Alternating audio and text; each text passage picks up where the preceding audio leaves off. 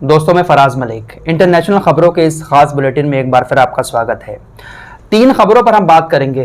पहली खबर चाइना से है, दूसरी खबर पाकिस्तान से है और तीसरी खबर यूक्रेन और रशिया के बीच जो युद्ध चल रहा है उसमें भारत को किस तरीके से इनडायरेक्टली फायदा होता हुआ दिखाई दे रहा है। एक ऑफर दिया है रूस ने भारत को और इस ऑफर से हो सकता है कि हमारे देश की जनता की जेब पर थोड़ी सी राहत मिल जाए। क्या है पूरी खबर, देखकर जाना। सबसे पहले हम आपको चाइना की खबर बता देते हैं। 2 दिन पहले भी मैंने आपको चाइना के बारे में बताया था कि एक बार फिर से वहां पर चौथी लहर आ चुकी है और करोड़ों लोगों की आबादी लॉकडाउन में अपने घरों पर बंद हो चुकी है। दक्षिण अफ्रीका के अंदर जो ओमिक्रॉन वेरिएंट आया था, इसी वेरिएंट का एक नया वेरिएंट थोड़ा सा बदल कर रूप चाइना के अंदर आया है और उसने तबाही मचा दी है। अब यही सेम वेरिएंट कोरिया में भी पाया जा चुका है।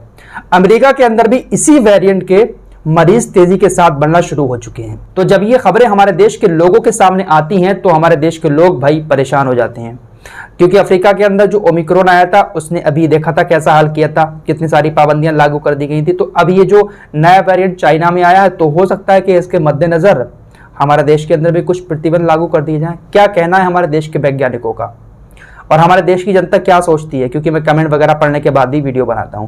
तो हमारे देश के वैज्ञानिकों का अभी ये कहना है कि जो लहर चाइना के अंदर आई है इसका हमारे देश के ऊपर कोई प्रभाव नहीं पड़ेगा, क्योंकि चाइना के लोगों से ज्यादा अच्छी इम्यूनिटी पावर जो है वो हमारे देश के लोगों के पास है। चाइना के लोग इतने ज्यादा मजबूत नहीं हैं।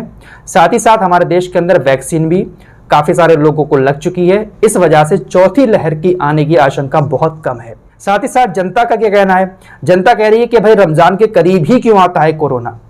अब चाइना के अंदर आया, उत्तर कोरिया के अंदर, अमेरिका के अंदर भी केस बढ़ना शुरू हो गए। तो जाहिर सी बात है कि जब दुनिया के दूसरे देशों में केस बढ़ेंगे तो भाई कह देगी सरकार के भाई वहां पर इतना तेजी के साथ फैल रहा है तो अपने देश में भी एहतियात रखें।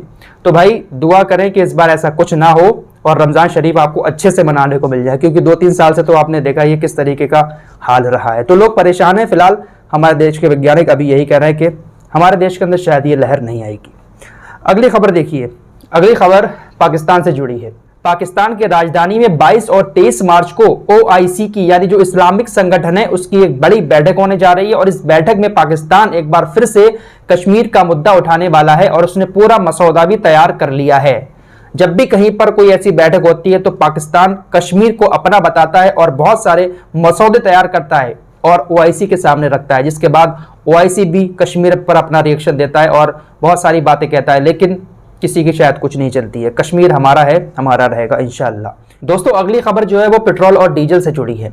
चुनाव के बाद ये कयास लगाए जा रहे थे कि पेट्रोल डीजल बहुत महंगा हो जाएगा और ये कयास इसलिए लगाए जा रहे थे क्योंकि यूक्रेन और रशिया के बीच युद्ध छिड़ा हुआ था और ऐसे में कच्चे तेल की कीमत तकरीबन $140 प्रति बैरल तक पहुंच गई थी।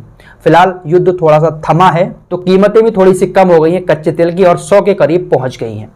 अब ऐसे में रूस ने भारत को एक ऑफर दिया है और वो ऑफर है सस्ते कच्चे तेल का। आपको मैं पहले ही बता चुका हूं कि सऊदी अरब के बाद रूस एक ऐसा देश है जहां पर सबसे ज्यादा कच्चा तेल पाया जाता है और यूरोप के अंदर तकरीबन 35% कच्चा तेल की खपत जो है वो रूस से होती है। तो अब जब ये युद्ध शुरू हुआ तो उसके बाद अमेरिका ने, ब्रिटेन ने और भी बहुत सारे यूरोप के देशों ने प्रतिबंध लगा दिया रूस के ऊपर। हर तरीके के लेन देन पर भी रोक लगा दी, जिसमें कच्चा तेल भी शामिल है। यूरोप के देश, अमेरिका कच्चा तेल रूस से नहीं खरीद रहे हैं। अब ऐसे में रूस के पास कच्चे तेल का स्टॉक भी बहुत ज्यादा हो गया है। तो रूस ने भारत को एक ऑफर दिया है सस्ता कच्चा तेल खरीदने का। रूस ने भारत से कहा है कि आप हमसे कच्चा तेल खरीदिए और उसका जो शिपिंग चार्ज होगा और बीमे का जो खर्च होगा वो सारा हम उठाएंगे। शिपिंग चार्ज और बीमे का खर्च रूस उठाएगा, भारत को सस्ता कच्चा तेल मिलेगा और भारत भी इस पर विचार कर रहा है। तकरीबन 3.5 मिलियन बैरल भारत तेल खरीद सकता है, यानी भारत सस्ते दाम पर रूस से 35 लाख बैरल तेल खरीद सकता है। आपको बता दें एक बैरल में 159 लीटर होते हैं, तो अगर देखा जाए तो 55 करोड़ 65 लाख लीटर तेल भारत रूस से सस्ते दामों पर खरीद सकता है। भारत भी रूस के इस ऑफर पर विचार कर रहा है और हो सकता है कि बहुत जल्द भारत ये सस्ता तेल खरीद ले। तो भाई जब ऑफर दे रहा है तो ज्यादा से ज्यादा तेल खरीद कर स्टॉक कर लो, सस्ता मिल रहा है, हमारे देश की जनता का भी थोड़ा सा भला हो जाएगा और पेट्रोल डीजल के दाम नहीं बढ़ेंगे।